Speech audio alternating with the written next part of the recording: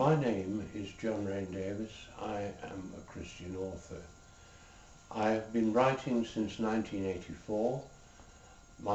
To start off with, I wrote primarily poetry, and in 1989 I had a poem published by the Poetry Society of Great Britain.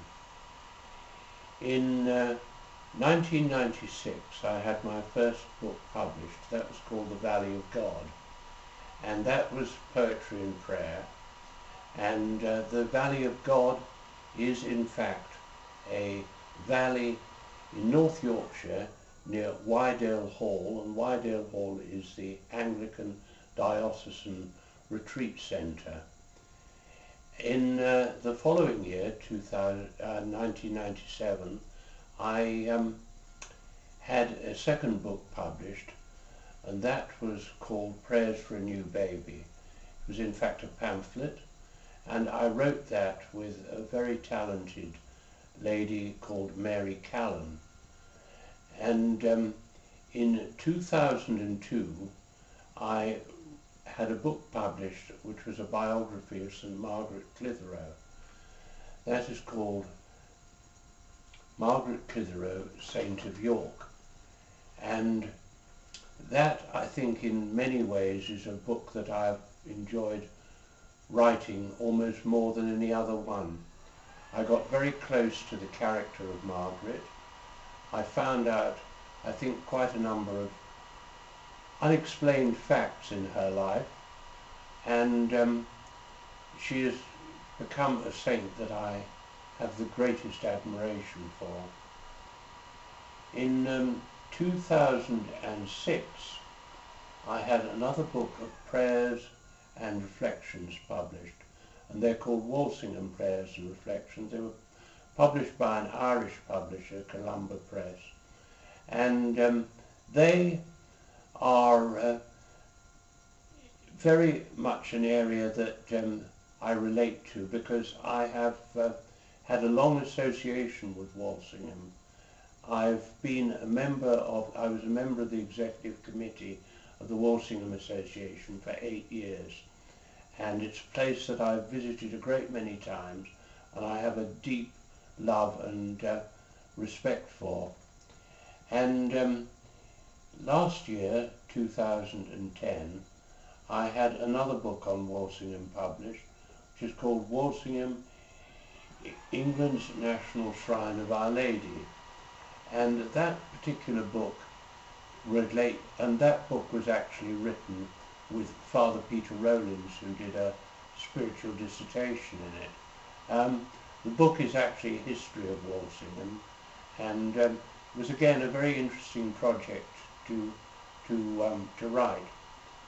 I have a book which is coming out this year, and that is The Heritage of Catholic York.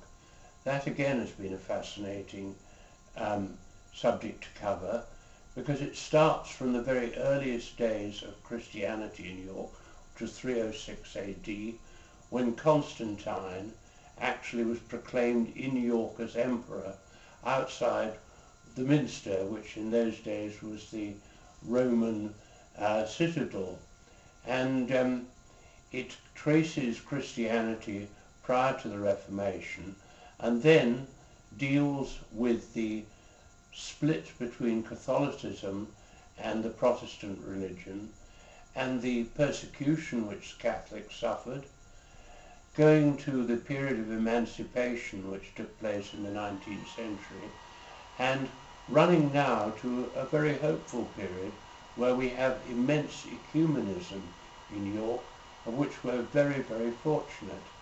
For example, often Catholic masses take place in York Minster, and similarly when Pope John Paul died, Anglicans were invited to a Requiem Mass at St. Wilfrid's Church, and they took part in the service by readings and so on. So we're exceptionally fortunate. That has been a fascinating project. The book that I'm working on now is a biography of a very little known saint in this country called St. Peter Chanel.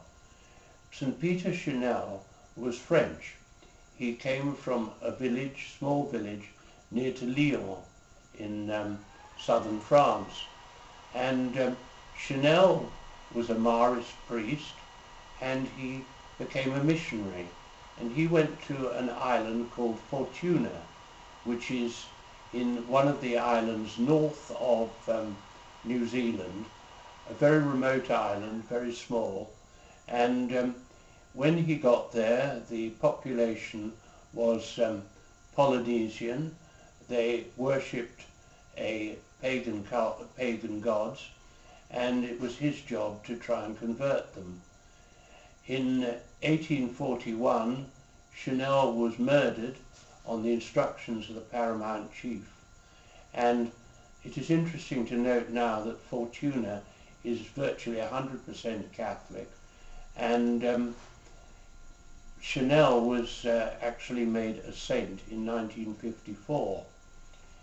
This book, I hope, is going to be published in Australia, because Chanel is the patron saint of Oceania, and Oceania comprises Australia, New Zealand, and the islands north of New Zealand.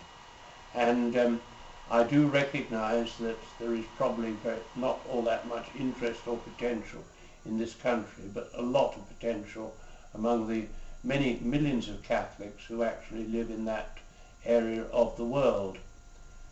And I, in fact, am intending to visit Australia myself later this year, since my daughter Claire is a psychologist and works in Brisbane, and I'm looking forward to this very much.